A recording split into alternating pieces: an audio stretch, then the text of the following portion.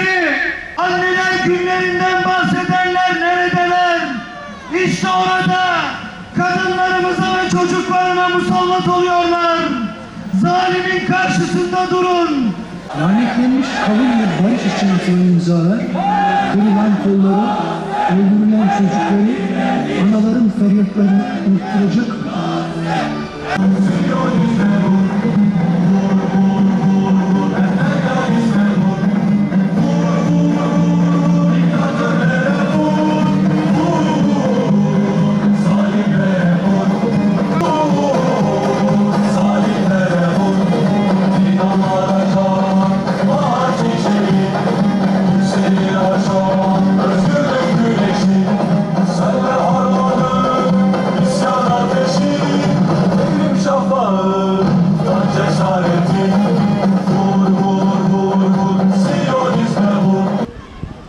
أعوذ بالله من الشيطان الرجيم.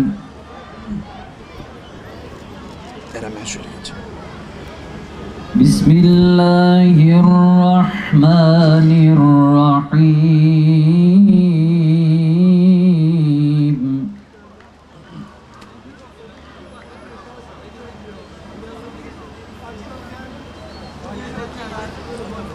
يا عبادي الذين آمنوا إن أرضي واسعة فإياي فاعبدون.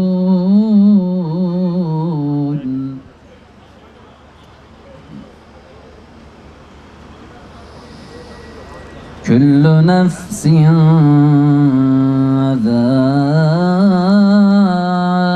ذائقة الموت ثم إلينا ترجعون.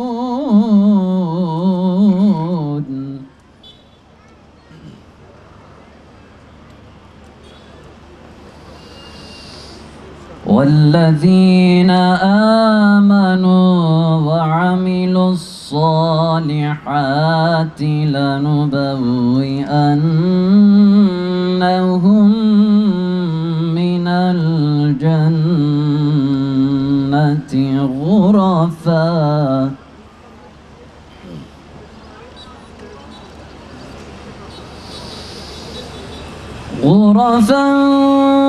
تجري من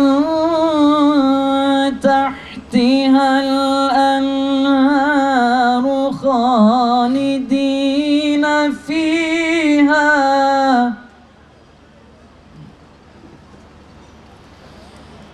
نعم أجر العاملين الذين صبروا وعلى ربهم يتوكلون.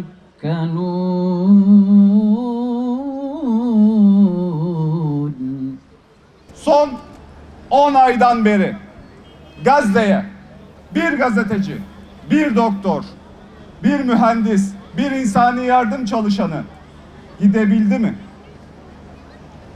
İsrail hep bu bölgede ulaşılamaz algısını vermeye çalıştı. Bakınız, çevresinde bulunan, Gazze'nin çevresinde bulunan, başta Mısır, sonrasında Ürdün, sonrasında Suriye ve Lübnan'da ciddi şekilde lobi çalışmaları yaptı. Filistin'i öyle bir hale getirdi ki Gazze'ye giden neredeyse 160'tan fazla su yolunu, su borusunu, su deresini hepsini keserek tam bir Kerbela'ya çevirdi. Şimdi sizlere açık ve net şunu söylemek istiyorum. İsrail'in dünya basınına ve medyasına verdiği ulaşılamaz Gazze algısı tamamen bir yalandır. Gazze, Kudüs dünyanın merkezindedir. Doğu illerimizden yola çıkan bir kardeşimizin İstanbul'a gelmesi bile daha uzun bir mesafedir. Bize bu derece yakındır. Gemilerle ulaşabilir, araçlarla ulaşılabilir bir durumdadır. Fakat ne zaman ki bizler hareket etmeye çalışsak, İsrail ve İsrail'in işbirlikçileriyle karşı karşıya kalıyoruz. Aylardır özgürlük filosunu dünyanın farklı ülkelerinde koordine ettik. Bu koordinemizde binlerce insan elhamdülillah özgürlük filosunun destekçisi oldu. Özgürlük filosu bulunduğu ülkelerdeki siyasi partilerle, hükümetlerle, sivil toplumla, tüm halkıyla danışıklı bir şekilde hareket etmek istiyordu. Ve onlara hep şunu söyledi. Bakın, Siyonizm bir baş belasıdır. Bununla işbirliği yaptığınız sürece sizler de kaybolmaya mahkumsunuz. Son günlerde vicdan gemimiz, özgürlük filosunun bir parçası olan vicdan gemisini Haydarpaşa Garı'na çektik. Burada tüm yüklemelerini yaptık. Teknik bakımlarını tamamladık. Bütün sertifikalarını aldık ve sadece 15 dakika süren bir liman çıkış evrakı için neredeyse 25 gündür bekliyoruz. Eğer ki biz Tel Aviv'e gidiyoruz deseydik, Aşdod'a gidiyoruz deseydik, bu işlemimiz tam 15 dakika sürecekti. Şimdi günlerden beri bir sürü tehditler alıyoruz. Bir sürü aramalar geliyor. Yaptığımızın tehlikeli olduğu söyleniyor.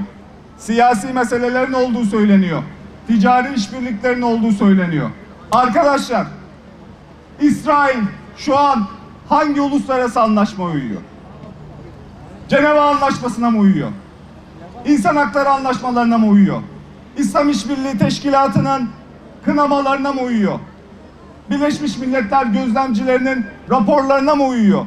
Küçücük çocukları öldürürken, insanları açlıktan öldürürken, orada sivil, kadın, çoluk, çocuk ayırt etmeksizin kocaman bombalarla bütün şehri dümdüz etmişken hangi anlaşmaya uydu İsrail'de karşımıza bazı ticari anlaşmaları getiriyorsunuz? Şimdi biliyorsunuz Azerbaycan, Can Azerbaycan diyoruz, kardeş Azerbaycan diyoruz.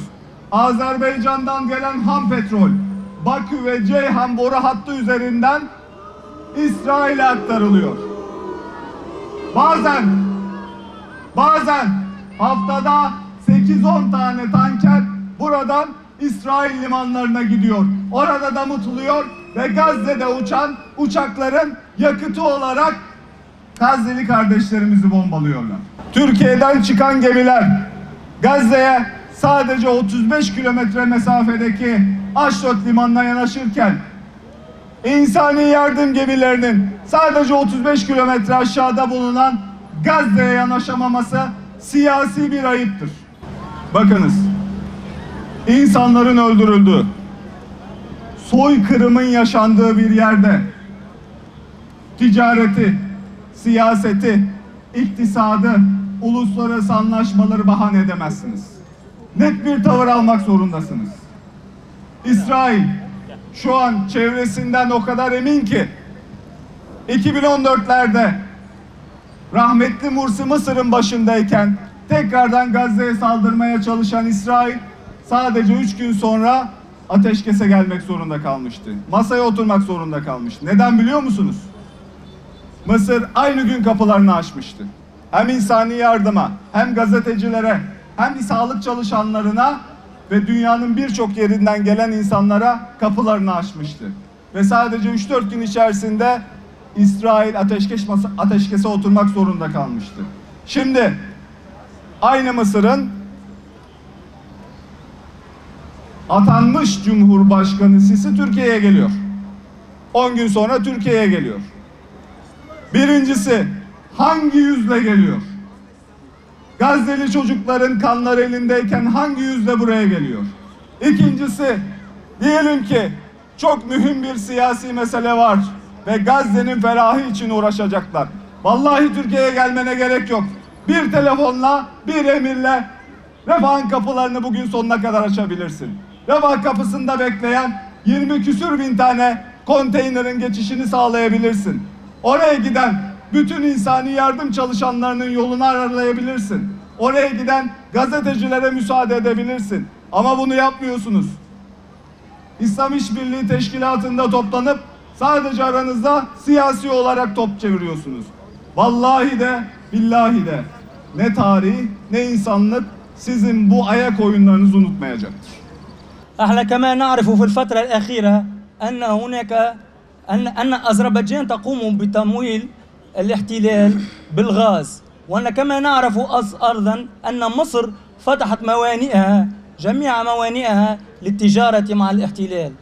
يبقى السؤال واضح، ما هو السبب الوحيد الذي يمنعنا للإبحار والذهاب لكسر الحصار على غزة؟ Hepimiz biliyoruz ki Azerbaycan İsrail'e gaz teminatını açık bir şekilde gerçekleştiriyor. Aynı şekilde son dönemde öğrendik ki Mısır'da bütün limanlarını İsrail'e yapılacak ticaretlere aktif hale getirdi. Ve şu soruyu soruyoruz.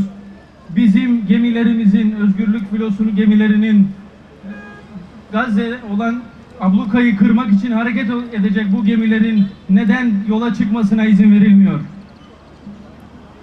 في الواقع نحن جاهزون، جاهزون قلبا وقالبا لدينا شهورا عدة وواقفون ماليا ومالا وقلبا وقالبا ومن جميع أنحاء العالم نتحدث ونتكلم، ولكن قد طفح الكيل. لقد حان وقت الفعل فلنتوقف على الكلام فقط. Biz hazırız, hep hazırdık. Maddi olarak, manevi olarak bu yola çıkmaya biz hep hazırdık ve hazırız. Şimdiye kadar günlerdir, aylardır konuşuyoruz. Ama konuşmak konusu artık bitti. Artık bir şeyler yapmamız gerekiyor, hareket etmemiz gerekiyor. وكما قال القائد إسماعيل هذا النهج ولا تبديل لو خضعت كل الدنيا لن نعترف بإسرائيل.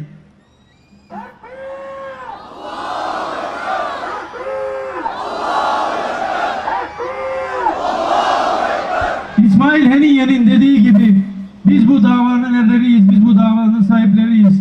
Bütün dünya esir olsa da, bütün dünya teslim olsa da biz İsrail'i tanımayacağız, biz bu davadan vazgeçmeyeceğiz.